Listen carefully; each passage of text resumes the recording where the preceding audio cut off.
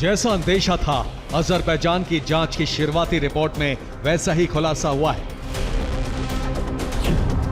Azerbaijan का यह विमान कैसे क्रैश हुआ, आखिरी वक्त में विमान के साथ क्या हुआ, इसका रहस्य अब बहुत हद तक साफ होने लगा है।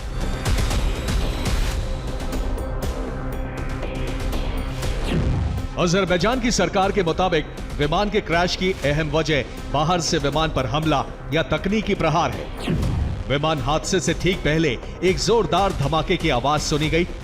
किसी हथियार के हमले की वजह से ही विमान क्रैश हुआ।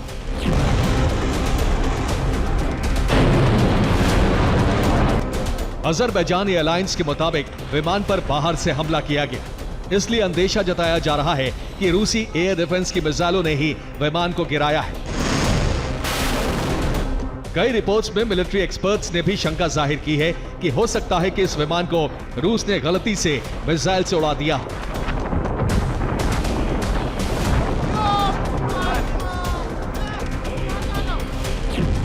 इस विमान में 62 यात्री और 5 क्रू मेंबर सवार थे। हादसे में 38 यात्रियों की मौत हो गई थी। जिंदा बचे यात्रियों ने धमाकों की पुष्टि की है। रिपोर्ट्स के मुताबिक विमान के बाहरी हिस्से पर भी मिसाइल हमले के निशान हैं।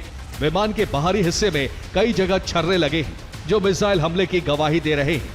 दावा है कि मिसाइलों के छर्रों से ही विमान को नुकसान हुआ। विमान के बाहरी हिस्से में बड़े बड़े छेद दिखाई दे रहे हैं।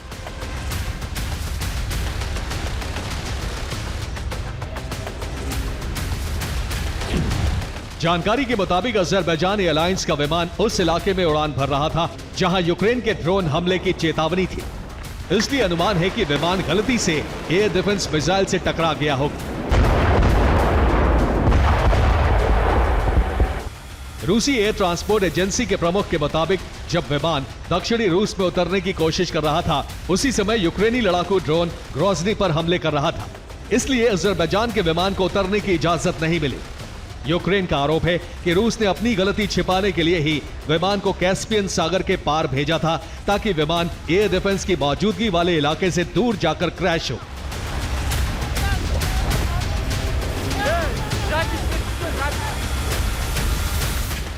Bureau report, TV9, Bharatvarsh.